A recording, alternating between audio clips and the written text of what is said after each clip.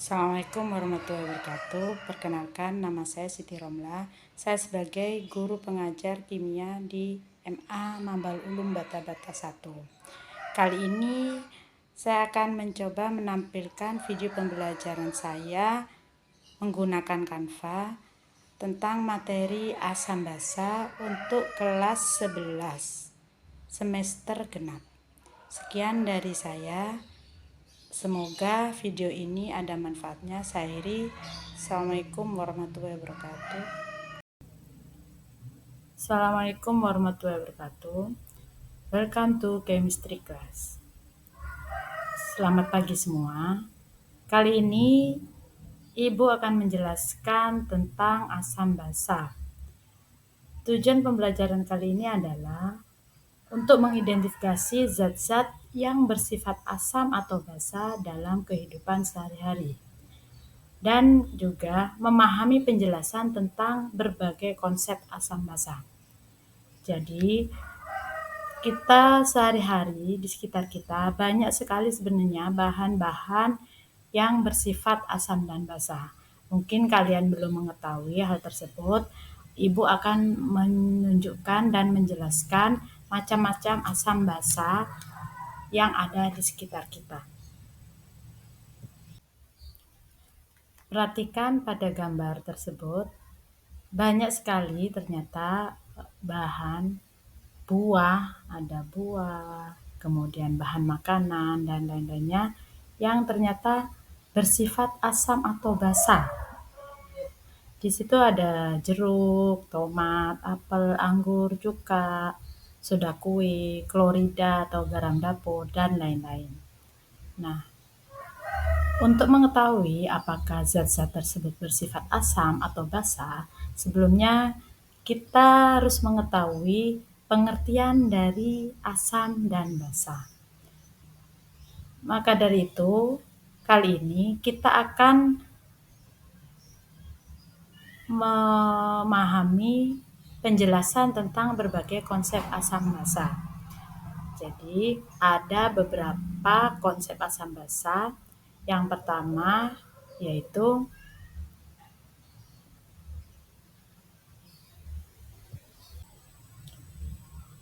asam dan basa.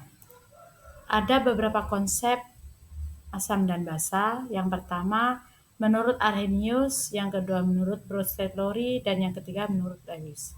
Nanti di video ini juga akan dijelaskan atau disebutkan contoh-contoh asam basa.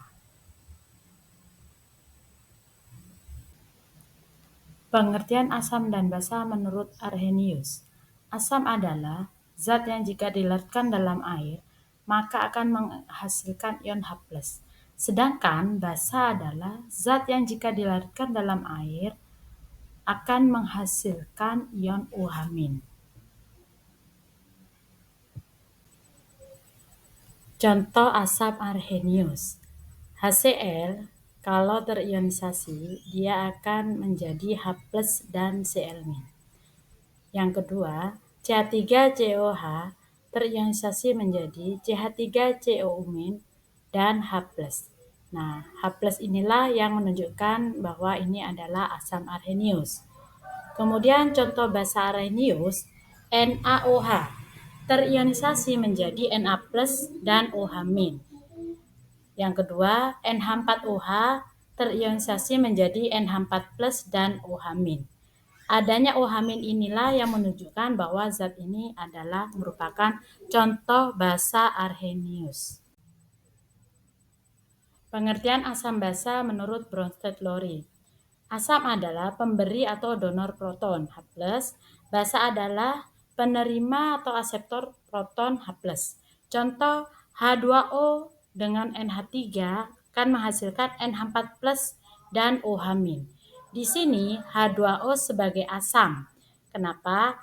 Karena H2O dia adalah pemberi atau donor proton H+.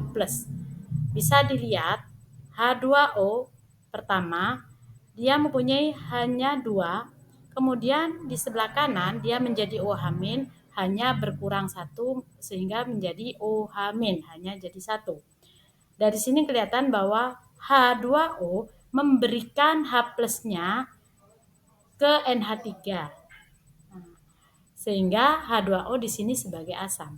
Sedangkan NH3 adalah sebagai basa karena dia menerima proton atau H+ dari H2O. Dan NH3 di sebelah kanan dia akan membentuk atau menjadi NH4+. Kita lihat NH3 yang awalnya hanya 3, dia bertambah menjadi hanya 4.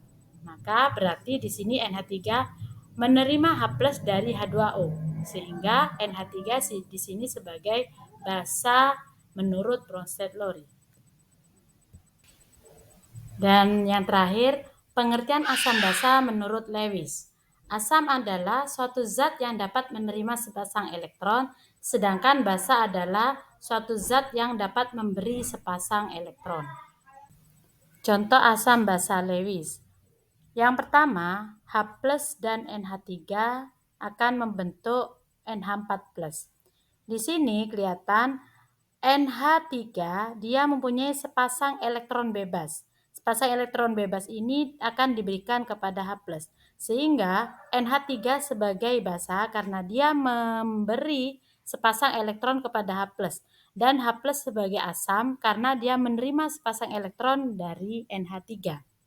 Yang kedua, BF3 dan NH3 menghasilkan NH3BF3. Di sini NH3 sebagai basa karena dia memberikan sepasang elektron bebas kepada BF3. Dan BF3 dia sebagai asam karena dia menerima sepasang elektron dari NH3. Demikian penjelasan Ibu kali ini. Dari penjelasan tadi dapat disimpulkan bahwa pengertian asam basa yang paling luas dan mencakup semua adalah yang dikemukakan oleh Lewis. Karena asam basa bukan hanya sebatas pelepasan ion H+ atau OH- atau transfer proton, tapi lebih luas daripada itu. Sekian dan terima kasih. Kita ketemu minggu depan untuk materi selanjutnya. Assalamualaikum warahmatullahi wabarakatuh.